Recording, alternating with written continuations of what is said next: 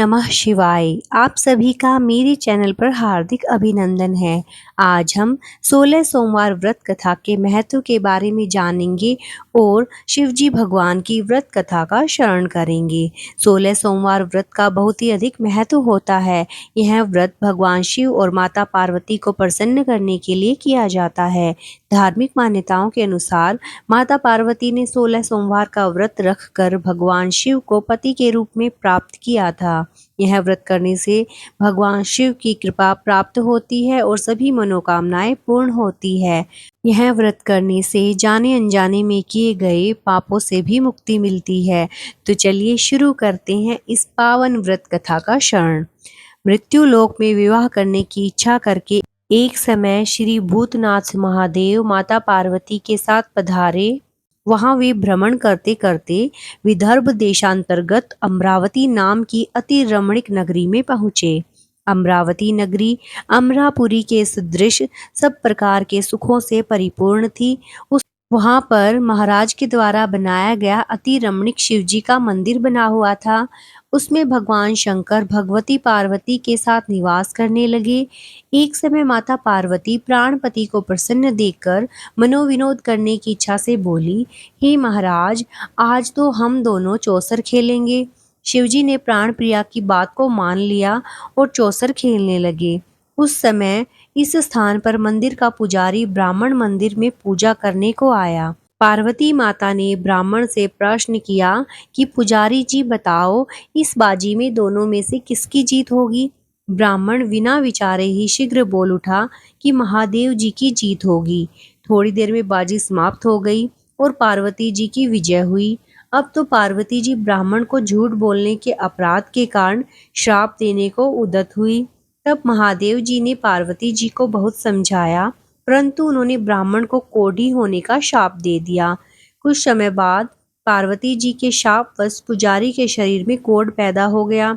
इस कारण पुजारी अनेक प्रकार से दुखी रहने लगा। इस तरह के कष्ट भोगते हुए जब बहुत दिन हो गए तो देवलोक की अप्सराएं शिवजी की पूजा करने उसी मंदिर में पधारी और पुजारी के कोढ़ के कष्ट को देख बड़े दया भाव से उससे रोगी होने का कारण पूछने लगी। पुजारी ने निसंकोच सब बातें उनसे कह दी। वे अप्सराएं बोली, हे पुजारी, अब तुम अधिक दुखी मत होना। भगवान शिवजी तुम्हारे कष्ट को दूर कर देंगे। तुम सब बातों में श्रेष्ठ 16 सोमवार का व्रत भक्ति भाव से करो। पुजारी अप्सराओं से हाथ जोड़कर विनम्र भाव से 16 सोमवार व्रत की विधि पूछने लगा। अप्सराएं बोली कि जिस दिन सोमवार हो उस दिन भक्ति के साथ व्रत करे, स्वच्छ वस्त्र पहने, आधा सेर गेहूं का आटा ले, उसके 3 अंगा बनावे और घी गुड़ दीप नैवेद्य पुंगी फल बेलपत्र जनेऊ जोड़ा चंदन अक्षत पुष्प आदि के द्वारा प्रदोष काल में भगवान शंकर का विधि से पूजन करें। तत्पश्चात अंगों में से एक शिवजी को अर्पण करें, बाकी 2 को शिवजी की प्रसादी समझकर उपस्थित जनों में बांट दें और आप भी प्रसाद पावें। इस विधि से 16 सोमवार व्रत करें। तत्पश्चात 17वें सोमवार के दिन पाव सेर पवित्र गेहूं के आटे की बाटी बनाएं। तदनुसार घी और गुड़ मिलाकर चूरमा बना लें और शिवजी का भोग लगाकर वहां पर उपस्थित सभी को प्रसाद बांट दें। ऐसा कहकर अप्सराएं स्वर्ग को चली गई। ब्राह्मण ने यथाविधि 16 सोमवार व्रत किया तथा भगवान शिवजी और माता पार्वती उस मंदिर में पधारे। तब ब्राह्मण से रोग मुक्त होने का कारण पूछा तो ब्राह्मण ने 16 सोमवार व्रत कथा कह सुनाई। तब तो पार्वती जी अति प्रसन्न हो ब्राह्मण से व्रत की विधि पूछकर व्रत करने को तैयार हुई। व्रत करने के बाद उनकी मनोकामना पूर्ण हुई तथा उनके रूठे पुत्र स्वामी कार्तिकेय स्वयं माता के आज्ञाकारी हुए। परंतु कार्तिकेय जी को अपने यह विचार परिवर्तन का रहस्य जानने की इच्छा हुई और माता से बोले, हे माता जी, आपने ऐसा कौन सा उपाय किया जिससे मेरा मन आपकी ओर आकर्षित हुआ। तब पार्वती जी ने 16 सोमवार व्रत कथा उनको सुनाई। स्वामी कार्तिकेय जी बोले कि इस व्रत को मैं भी करूंगा, क्योंकि प्रिय मित्र ब्राह्मण बहुत दुखी दिल से परदेश गया है। हमें उससे मिलने की बहुत इच्छा है। कार्तिकेय जी ने भी इस व्रत को किया और उनका प्रिय मित्र मिल गया। मित्र ने इस आकस्मिक मिलन का भेद कार्तिकेय जी से पूछा तो वे बोले, हे मित्र, हमने तुम्हारे मिलने की इच्छा करके 16 सोमवार का व्रत किया था। अब तो ब्राह्मण मित्र को भी अपने विवाह की बड़ी इच्छा हुई। कार्तिकेय जी से व्रत की विधि पूछी और यथाविधि व्रत किया। व्रत के प्रभाव से जब वह किसी कार्यवश विदेश गया तो वहां के राजा की लड़की का स्वयंवर था। राजा ने प्रण किया था कि जिस राजकुमार के गले में सब प्रकार श्रृंगारित हथीनी माला डालेगी, मैं उसी के साथ अपनी प्यारी पुत्री का विवाह कर दूंगा। शिवजी की कृपा से ब्राह्मण भी स्वयंवर देखने की इच्छा से राजसभा में एक ओर बैठ गया। नियत समय पर हथीनी आई और उसने जयमाला उस ब्राह्मण के गले में डाल दी। राजा की प्रतिज्ञा के अनुसार बड़ी धूमधाम से कन्या का विवाह उस ब्राह्मण के साथ कर दिया और ब्राह्मण को बहुत सारा धन और सम्मान देकर संतुष्ट किया। ब्राह्मण सुंदर राजकन्या पाकर सुख से जीवन व्यतीत करने लगा। एक दिन राजकन्या ने अपने पति से प्रश्न किया, हे प्राणनाथ, आपने ऐसा कौन सा भारी पुण्य किया जिसके प्रभाव से हथिनी ने सब राजकुमारों को छोड़कर आपको वरण किया? ब्राह्मण बोला, हे प्राण प्रिय, मैंने अपने मित्र कार्तिकेय जी के कथनानुसार 16 सोमवार का व्रत किया था, जिसके प्रभाव से मुझे तुम जैसी स्वरूपवान लक्ष्मी की प्राप्ति हुई। व्रत की महिमा को सुनकर राजकन्या को बड़ा आश्चर्य हुआ और वह भी पुत्र की कामना करके व्रत करने लगी। शिवजी की दया से उसके गर्भ में एक अति सुंदर सुशील धर्मात्मा और विद्वान पुत्र उत्पन्न हुआ। माता पिता दोनों उस देव पुत्र को पाकर अति प्रसन्न हुए और उसका लालन पालन भली प्रकार से करने लगे। जब पुत्र समझदार हुआ तो एक दिन अपनी माता से प्रश्न किया कि माँ, आपने कौन सा तप किया है जो मेरे जैसा पुत्र आपके गर्भ से उत्पन्न हुआ? माता ने पुत्र का प्रबल मनोरथ जानकर अपने किए हुए 16 सोमवार व्रत की विधि को कह सुनाया।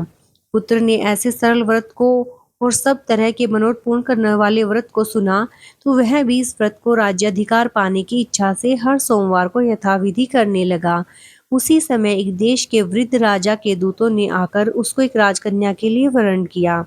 राजा ने अपनी पुत्री का विवाह ऐसे सर्वगुण संपन्न ब्राह्मण युवक के साथ करके बड़ा सुख प्राप्त किया। वृद्ध राजा के दिवंगत हो जाने पर यही ब्राह्मण बालक गद्दी पर बिठाया गया, क्योंकि दिवंगत राजा के कोई पुत्र नहीं था। राज्य का अधिकारी होकर भी वह ब्राह्मण पुत्र अपने 16 सोमवार के व्रत को करता रहा। जब 17वां सोमवार आया तो विप्र पुत्र ने अपनी प्रियतमा से सब पूजन सामग्री लेकर शिवालय में चलने के लिए कहा, परंतु प्रियतमा ने उसकी आज्ञा नहीं मानी। दास दासियों द्वारा सब सामग्रियां शिवालय भिजवा दी और आप नहीं गई। जब राजा ने शिवजी का पूजन समाप्त किया तब एक आकाशवाणी राजा के प्रति हुई। राजा ने सुना कि हे राजा, अपनी इस रानी को राजमहल से निकाल दे, नहीं तो तेरा सर्वनाश कर देगी। वाणी को सुनकर राजा के आश्चर्य का ठिकाना नहीं रहा और तत्काल ही मंत्रणा गृह में आकर अपने सभासदों को बुलाकर पूछने लगा कि हे मंत्रियों, मुझे आज शिवजी की वाणी हुई है कि राजा, तू अपनी इस रानी को निकाल दे, नहीं तो तेरा सर्वनाश कर देगी। मंत्री आदि सब बड़े विस्मय और दुख में डूब गए, क्योंकि जिस कन्या के कारण राज्य मिला है, राजा उसी को निकालने का जाल रचता है। यह कैसे हो सकेगा? अंत में राजा ने उसे अपने यहाँ से निकाल दिया। रानी दुखी हृदय से भाग्य को कोसती हुई नगर के बाहर आ गई। बिना पद त्राण, फटे वस्त्र पहने, भूख से व्याकुल धीरे धीरे चलकर एक नगर में पहुंची। वहां एक बुढ़िया सूत काट कर बेचने को जाती थी। रानी की करुण दशा देख बोली, चल तू मेरा सूत बिकवा दे, मैं वृद्ध हूँ, भाव नहीं जानती। ऐसी बात बुढ़िया की सुन रानी ने बुढ़िया के सिर से सूत की गठरी उतार कर अपने सिर पर रखी। थोड़ी देर बाद आंधी आई और बुढ़िया का सूत पोटली के सहित उड़ गया। बेचारी बुढ़िया पछताती रह गई और रानी को उसने अपने से दूर कर दिया। अब रानी एक तेली के घर गई तो तेली के सब मटके शिवजी के प्रकोप के कारण उसी समय चटक गए। ऐसी दशा देख तेली ने रानी को अपने घर से निकाल दिया। इस प्रकार रानी अत्यंत दुख पाती हुई नदी के किनारे गई तो नदी का समस्त जल सूख गया। तत्पश्चात रानी एक वन में गई। वहां जाकर सरोवर पर सीढ़ी से उतर पानी पीने को गई। उसके हाथ से जल स्पर्श होते ही सरोवर का नील कमल के सदृश जल असंख्य कीड़ों से गंदा हो गया। रानी ने भाग्य पर दोषारोपण करते हुए उस जल को पान करके पेड़ की शीतल छाया में विश्राम करना चाहा, वह रानी जिस पेड़ के नीचे जाती उस पेड़ के पत्ते तत्काल ही गिरते जाते। वन सरोवर जल की ऐसी दशा देखकर गऊ चराने वाले ग्वालों ने गुसाई जी से उस जंगल में स्थित मंदिर के पुजारी से यह बात कही। गुसाई जी के आदेश अनुसार ग्वाले रानी को पकड़कर गुसाई के पास ले गए। रानी की मुख कांति और शरीर शोभा देख गुसाई जान गए यह अवश्य ही कोई विधि की गति की मारी कोई कुलीन अबला है। ऐसा सोच पुजारी जी ने रानी को कहा कि हे पुत्री, मैं तुमको पुत्री के समान रखूंगा। तुम मेरे आश्रम में ही रहो, मैं तुमको किसी प्रकार का कष्ट नहीं दूंगा। गुसाई के ऐसे वचन सुन रानी को धीरज हुआ और आश्रम में रहने लगी। परंतु आश्रम में रानी जो भोजन बनाती उसमें कीड़े पड़ जाते, जल भरकर लाती उसमें कीड़े पड़ जाते। अब तो गुसाई जी भी बहुत दुखी हुए और रानी से बोले कि हे बेटी, तेरे पर कौन से देवता का प्रकोप है जिससे तेरी ऐसी दशा है। पुजारी की बात सुन रानी ने शिवजी की पूजा न करने की कथा सुनाई तो पुजारी शिवजी महाराज की अनेक प्रकार से स्तुति करते हुए रानी से बोले कि तुम सब मनोरथों को पूर्ण करने वाले 16 सोमवार का व्रत करो, उसके प्रभाव से अपने कष्ट से मुक्त हो सकोगी।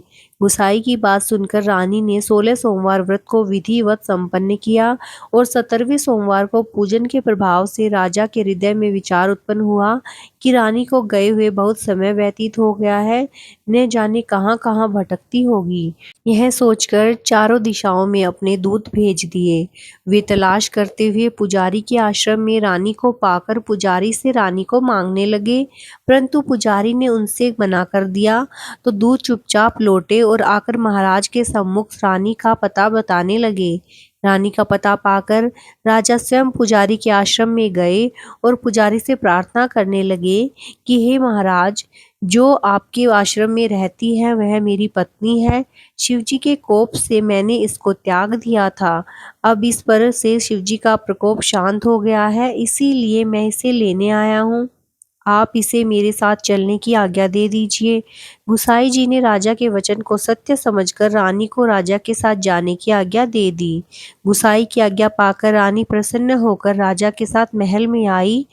सभी ने रानी का बहुत अच्छे से स्वागत किया। नगर निवासियों ने नगर के दरवाजे पर तोरण बंधनवारों से विधि पूर्वक सजाया। घर घर में मंगल गान होने लगे। पंडितों ने विविध वेद मंत्रों का उच्चारण करके अपनी राजरानी का आह्वान किया। ऐसी अवस्था में रानी ने पुनः अपनी राजधानी में प्रवेश किया। महाराज ने अनेक तरह से ब्राह्मणों को दान आदि देकर संतुष्ट किया। याचकों को धन धान्य दिया। नगरी में स्थान स्थान पर सदा व्रत खुलवाए, जहां भूखों को खाने को भोजन मिलता था। इस प्रकार से राजा शिवजी की कृपा का पात्र हो राजधानी में रानी के साथ अनेक तरह के सुखों का भोग करते हुए सोमवार का व्रत करने लगे। विधिवत शिव पूजन करते हुए लोक में अनेकानेक सुख भोगने के पश्चात शिवपुरी को पधारे। ऐसे ही जो मनुष्य मन से, वाणी से और कर्म के द्वारा भक्ति सहित 16 सोमवार के व्रत का पूजन इत्यादि विधिवत करता है, वह इस लोक में समस्त सुखों को भोगकर अंत में शिवपुरी को प्राप्त होता है। यह व्रत सब मनोरथों को पूर्ण करने वाला है। ओम नमः शिवाय। भगवान शिव की कृपा आप सब पर बनी रहे। हर हर महादेव। जय शिव शंकर।